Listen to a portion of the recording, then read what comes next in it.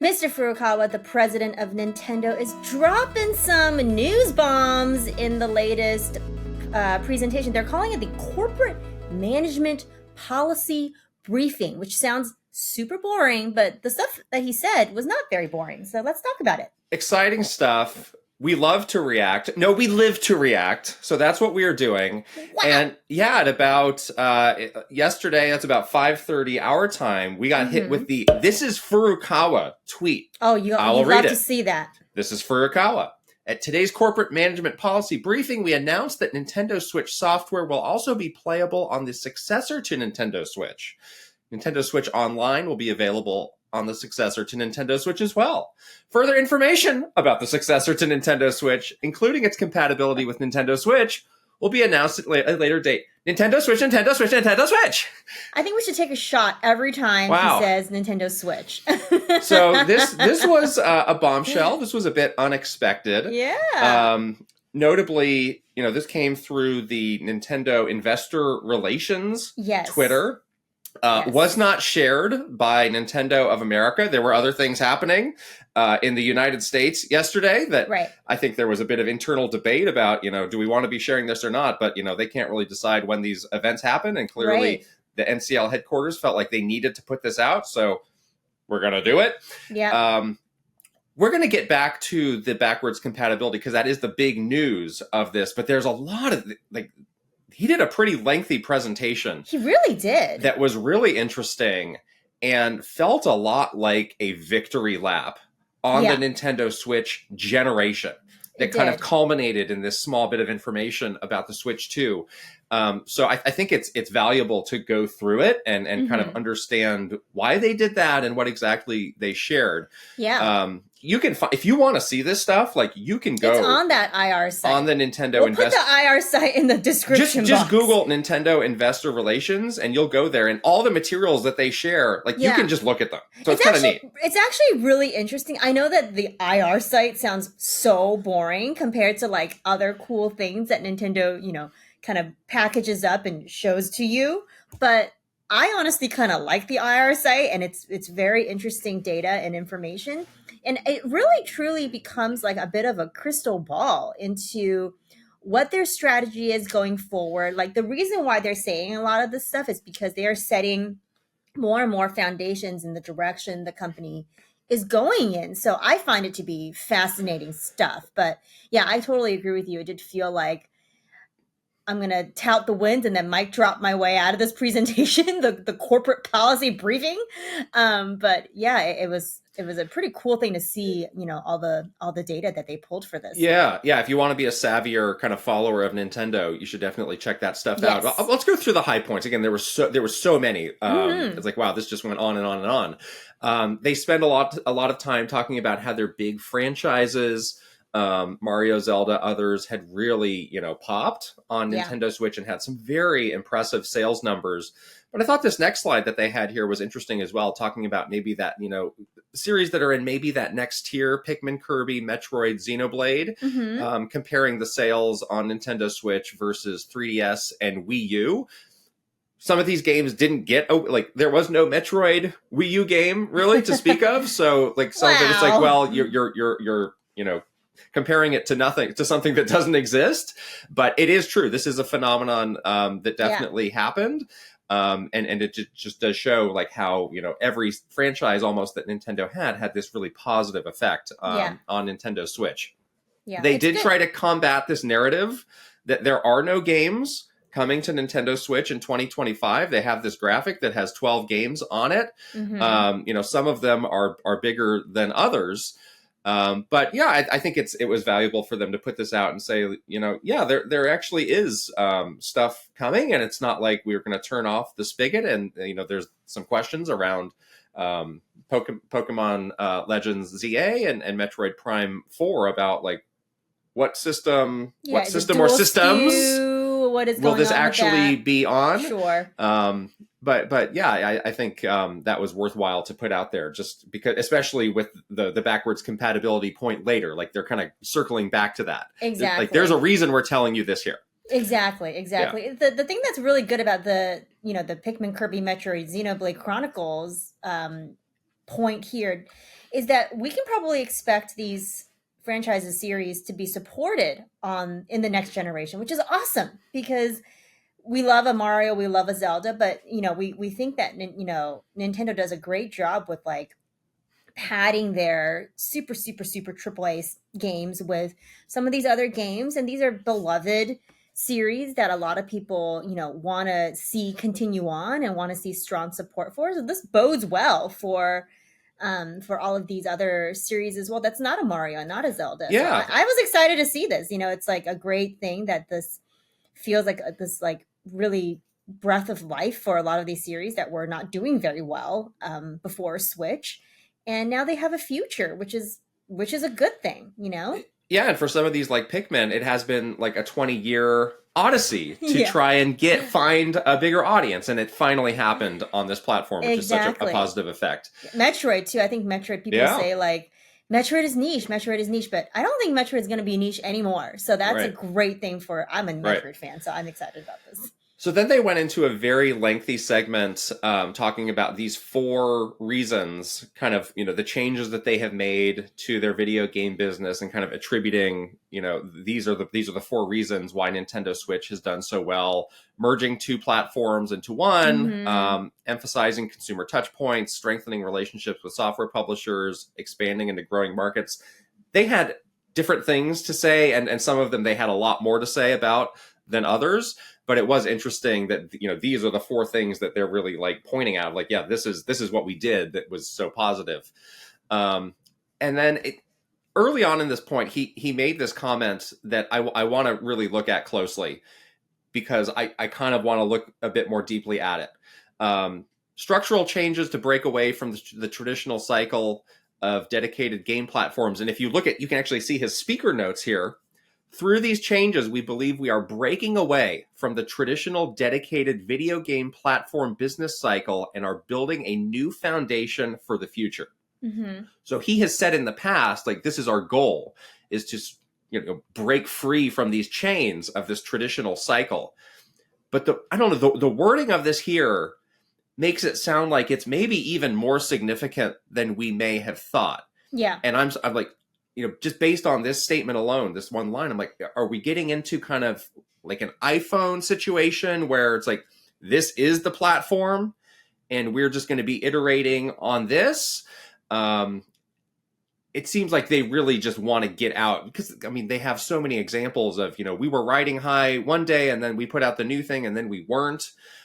Just understanding the volatility of the generational cycle and looking for ways out and a new path forward. I like beyond the backwards compatibility stuff. This is what I thought was the most interesting thing he said. Yeah, yeah. Some of these touch points that he points out, about what changes have been done in the last, 7, 8, even beyond 10 years to really transform Nintendo's business. We were living through this as it was happening. That when they were talking about the business pillars, a lot of the stuff they were talking about is exactly the same. It's like this idea of emphasizing multiple consumer touch points, this idea of expansion.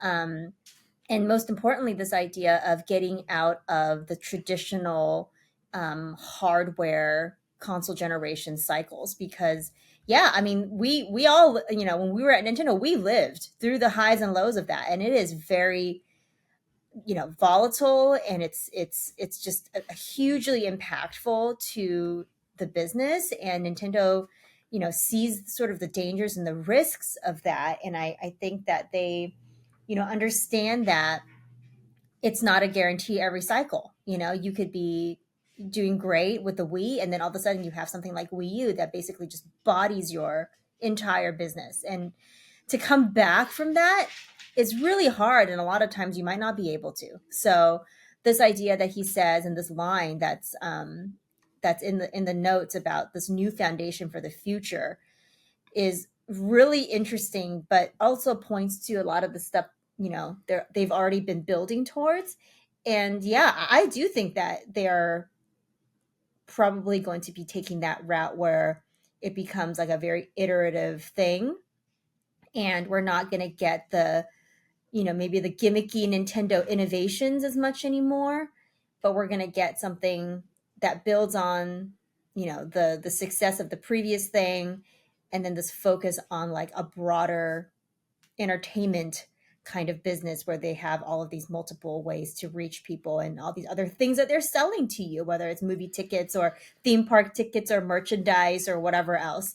It's not just going to be hinging on whether or not new hardware is successful. So that's what it feels like to me. And I kind of wasn't really surprised because I feel like we kind of saw this coming, no? You know, that this is what they've been building towards this entire time.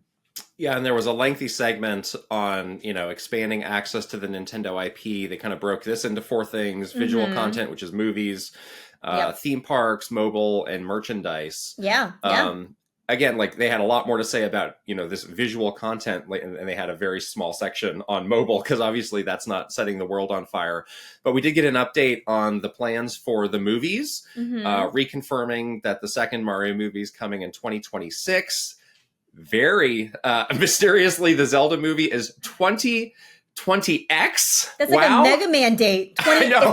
We are living in 2020X. 20X. Oh my gosh. But I guess it's before this decade ends. I guess we have 5.5 or whatever more years for them to get that movie done. Okay. That's all right. That's all right. Glad to have the reconfirmation there. Yeah. But yeah, that's obviously something that they're very proud about. And like, even, you know, it just in the past 5 and 10 years, there's been so much progress in this space. It is kind of amazing to look back on. Really. Major win for them here. Yeah, totally. And then, you know, as he's starting to wrap it up, you know, again, he drops this bombshell: Nintendo Switch software will also be playable on the successor to Nintendo Switch. So let's go through the speaker notes on this as well, because, you know, we really want to look closely at every single word that he says. Furthermore, Nintendo Switch software will also be playable on the successor to Nintendo Switch. In addition to being able to play Nintendo Switch software they currently own, consumers will be able to choose their next purchase from a broad selection of titles released for Nintendo Switch. Further information, yes, we know, will be announced later. So, wow. You know, I don't think they necessarily needed to share this as part of their big victory lap, but I do think that they have a reason for sharing it here. For sure. What do you think that reason is? They never do anything without a reason, without a strategic. They're not just telling you stuff because they want you to know. The reason is they're priming you to move to the next thing. And they're also giving a lot of hints. Honestly, we actually know quite a bit about the Switch 2 or the successor or whatever they want to call it. We haven't seen it, but we know a lot. We haven't seen it, but we pretty much know generally what it likely might be. And it is just a simple iterative upgrade to Switch.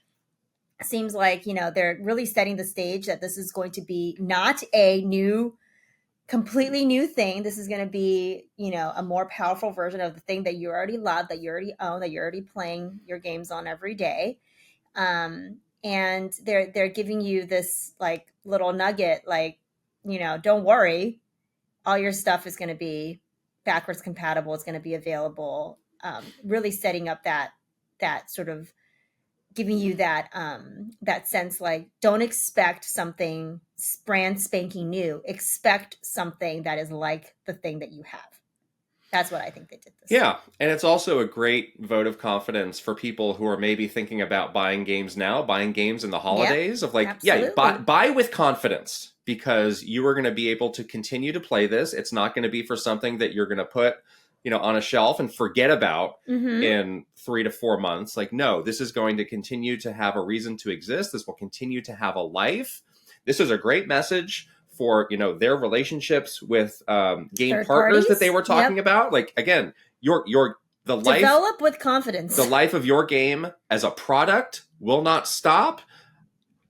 I mean, it seems like what he's saying is, you know, the full eShop will be there from day one. Absolutely. Which has been such a big problem. Like, we remember when the 3DS eShop launched, it was crickets for a long time. You have to build it up as as all these developers are starting over on a new platform. And that is like just such a nice feeling of knowing, like, all right, there's going to be something there. It's going to be robust. Hopefully it runs better, but those things will be there. And you don't have to have this long wait of like, will they or won't they finally get something cool in there? Because as a new owner, you want to buy stuff and you want to try it out.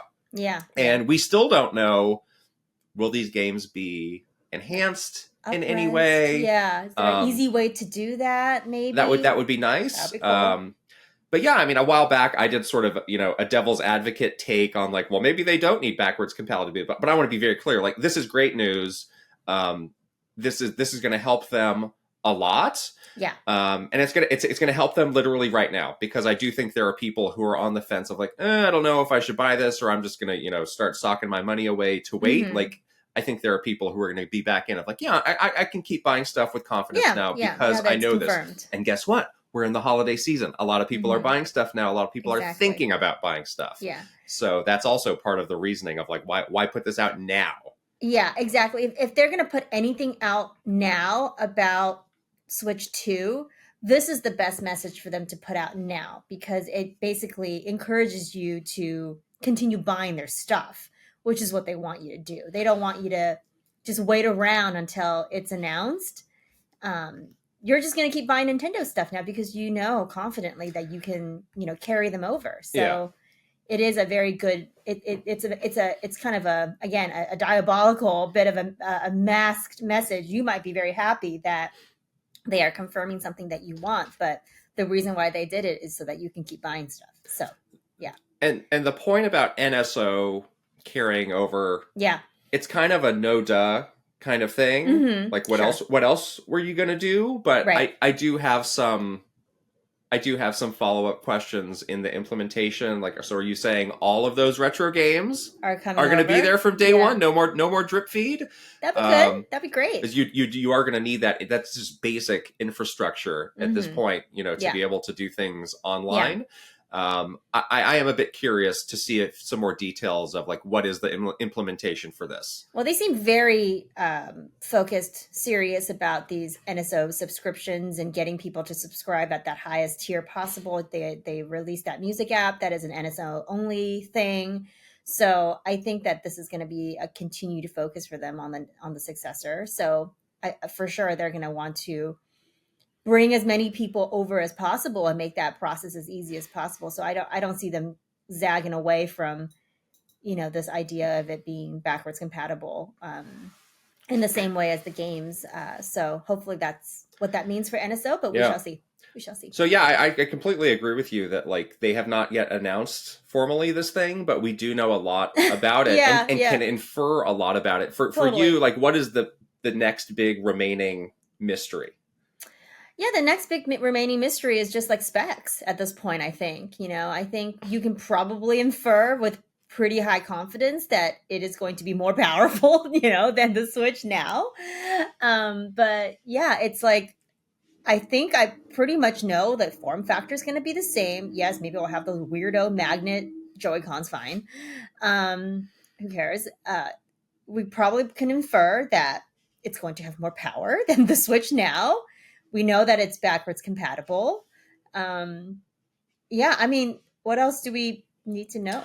Honestly, I think the price is a big one. That could be a big kind of no-go point. Beyond a certain threshold, people are just like, I have to wait this out. Like, I can't do this. I need to save money until I can get it. Sure. And I mean, I have kind of an extension of your question, which is, games are getting bigger. The games are getting more complex to make. For like, is Nintendo able to keep up? They made a big show of like, hey, we've hired so many more developers. Our teams are getting bigger. And with the Switch, they've had this magical thing where it seems like they're releasing a first-party game every single month. Yeah. With the games getting bigger and more complex, can they do that? Can they keep the same output pipeline? Yeah, that's the thing. I think that's a big challenge that they probably spent a lot of time trying to solve. Yeah. But over the life of the system, we won't know. We probably won't know right away. We won't know until we get to the midlife of the system. But I'm so curious about that, because that is one of the things, kind of to their point of we crammed two platforms into one, and now look at how many games we're releasing. Yeah, is that going to continue in the same way? That's a big question. That's definitely a big question. And there was a mantra that was repeated to us when we were at Nintendo over and over and over again until you wanted to throw up. And that mantra is software sells hardware. And it sounds really simple and stupid, but it is exactly what the strategy is. They talk about all the time, like, yes, you can have great hardware. It doesn't matter unless you have something to do on it. So they were very, very focused on that, Switch pipeline of games. And I think that is like over, 50% of why Switch was successful is because they had this unrelenting release schedule for 7.5 years on this thing, which was insane to think about. Now they had a lot of things that were helping with that, like Wii U. Wii U ports was a big way that they were able to sustain this cadence of releases. They won't have that luxury on Switch 2. So they need to figure out something else that is going to help them sustain that. That's not like developing a brand new game every, for that will launch every month of the life cycle of this thing, which is going to be pretty hard. They are saying things like we have these great partnerships with third party. We're really strengthening that. They're probably counting on that to fill out that release schedule. They have said about, we've expanded our workforce. That will help as well. But they're going to be needing to be a little bit creative and scrappy to figure out what it's going to take to like feed the machine of content, basically, that will keep the successor going. So yes, I'm very curious about that. My idea is Nintendo DS ports. So let's do that. That's my idea. So the victory lap they took was very impressive. In its totality, you really do like sit back and go, wow, Nintendo Switch was this amazing accomplishment. What a juggernaut it was and continues to be. What is your gut feeling based on what we know now? Like, can they match? Is there any scenario where they can exceed the performance with the next system?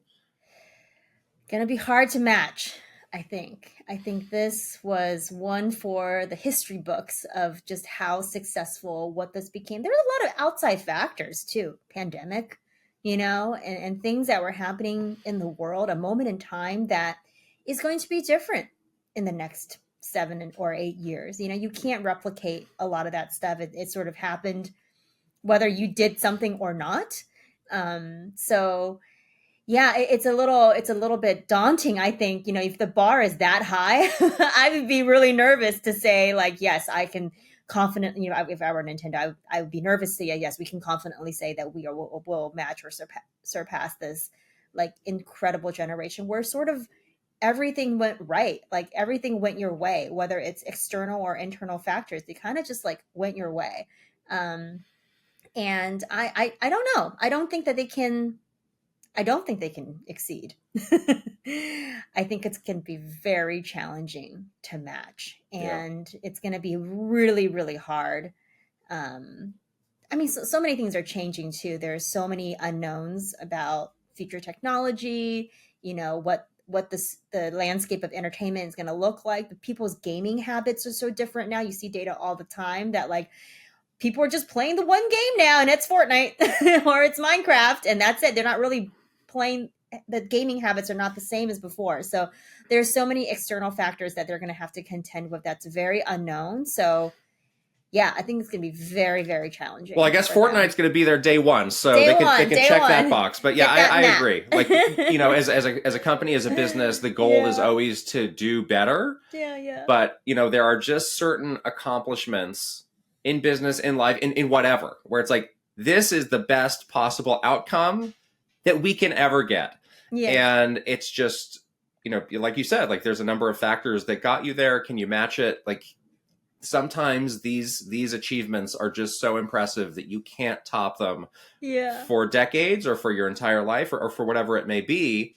I think they're making a lot of the right decisions here. Yeah. I'm feeling really confident about where things are headed. But no, I don't think that they can necessarily top the Switch. Doesn't mean this is going to be a failure. It's not like a black or white. Like it's a failure if you don't do it. But it's just the results have been so high, and it's like it might become the best-selling system ever. Yeah, ever. Yeah, exactly. So it's just a lot to follow up. But I like where things are headed. I do too. I think that their idea of like diversifying, what it means to be a Nintendo fan is really great. Like I love that there's going to be movies and merchandise and theme parks and other ways that, we can engage with Nintendo stuff and like feel like, nostalgic for our childhoods or just like, be around all the characters that we love, like in a way that's not just like playing a video game. So I think this sort of multiple touch points or whatever, as they say, is really smart. And I like it. I think it's going to be cool. I can't wait to see what they cook up um, in all the, entertainment stuff that they're doing. And I'm sure it's going to be magical and great. So I'm feeling good. I feel like we know a lot about Switch 2. Like I'm pretty like settled. Like announce it whenever. I feel like, I kind of know enough at this point. Like all good here. So yeah, like what did you guys think of, did you even see this? But beyond the backwards compatibility news that I know like everybody probably saw, like did you guys see the rest of this presentation? What did you think? That your assignment from teacher Kit and teacher Krista is to go to the IR site and study your Nintendo stuff and come back in the comments and let us know what you learned. All right. We'll talk to you later. Bye. Bye.